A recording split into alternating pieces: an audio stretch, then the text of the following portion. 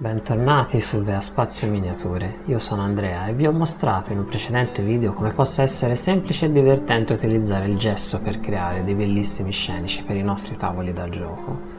Ma in questo video facciamo ancora un ulteriore passo in questa direzione, andiamo a scoprire un'azienda spagnola che porta questo argomento a un altro livello, ebbene si tratta della Scenery Forge. La Scenery Forge è stata così gentile da inviarmi moltissimi dei loro stampi siliconici da mostrare in opera qui sul canale, quindi preparatevi, questo è solo il primo video. Infatti questa azienda ha uno stampo per accontentare tutti i tipi di wargamer, si passa dal fantasy attraverso il moderno fino ad arrivare al gotico e sci-fi.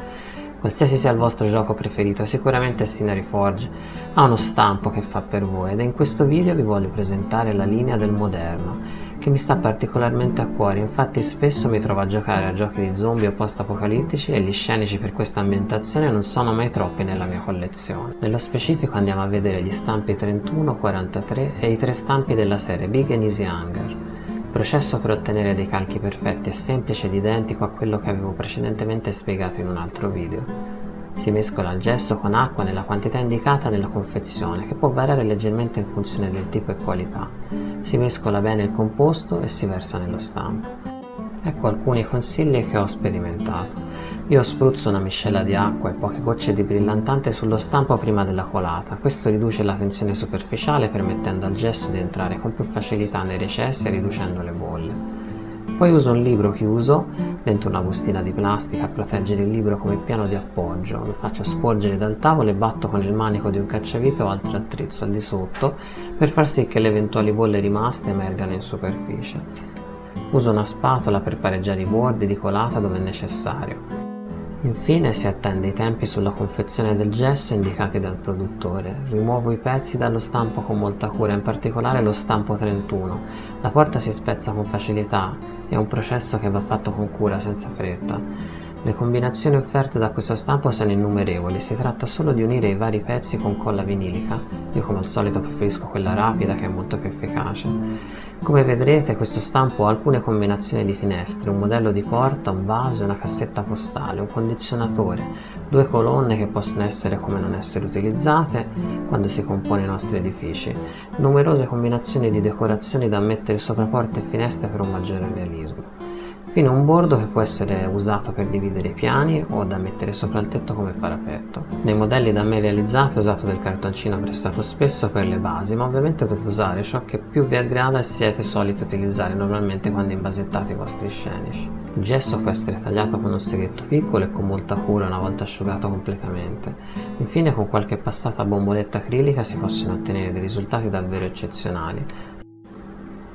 Adesso vi mostro il mio prossimo tavolo per giocare a Last Day Zombie Apocalypse, All Things Zombie, Pulp Alley, Marvel Crisis Protocol, Punk Apocalyptic e molto altro ancora.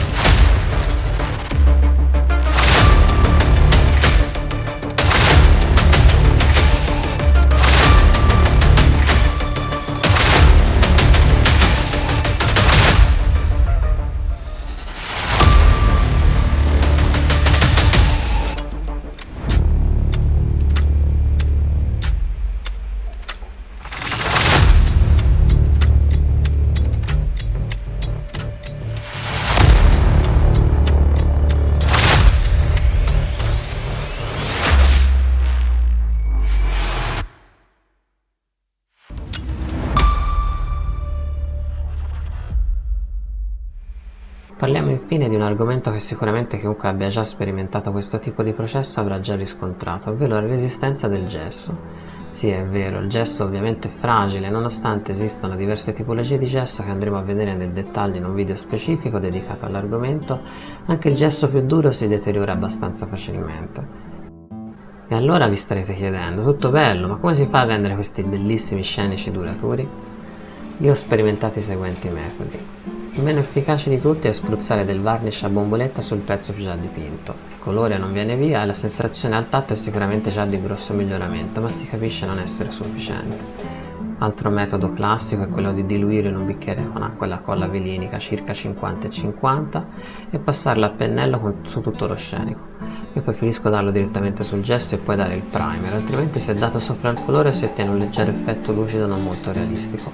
Vi garantisco che questo metodo già di per sé è molto efficace, ma se volete essere proprio sicuri di renderlo pressoché indistruttibile, la Proclima mi ha inviato gentilmente un prodotto da utilizzare in tal senso e si tratta di un bicomponente poliuretanico alifatico a base acquosa per realizzare finiture principalmente nelle pavimentazioni in resina. Conferisce un'elevata resistenza al graffio in virtù degli speciali agenti antigraffio. È disponibile nelle versioni lucido, opaco e semiopaco. Quello che ho utilizzato io è ovviamente la versione opaca, si mescolano i due componenti del rapporto 100 del componente A, 25 del componente B e si diluisce il tutto con acqua, meglio al 40% per il nostro scopo. Il prodotto si applica a pennello, mi raccomando di usare tutte le dovute precauzioni quando applicate questa resina, quindi maschera con filtri carboni attivi, occhiali di protezione e guanti, attenti a schizzare il meno possibile e tenete presente che se non lavate subito il pennello con dei solventi allora sarà da buttare. Questo prodotto va a formare uno strato superficiale di resina rendendo il vostro scenico in gesso quasi paragonabile ad una resina vera e propria. Ovviamente non vi consiglio di lasciarlo cadere per terra perché come per uno scenico in resina non farebbe una bellissima fine. Ma lo potete senz'altro trasportare senza troppi pensieri di romperlo al primo colpo. Potete dare più mani di questo prodotto se volete una maggiore resistenza o potete diluirlo meno per fare uno strato più spesso, però sarà più difficile da applicare. Già con un 30% di diluizione vi accorgerete che il pennello tende subito a solidificare. Per questo video è tutto, come già sapete costruire scenici richiede sempre dedizione, ma questi stampi rendono il processo davvero semplice e divertente.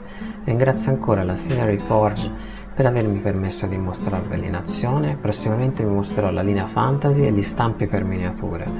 Ringrazio anche Proclima che mi ha inviato il BioPav per mostrarvi una possibile soluzione alla fragilità del gesso.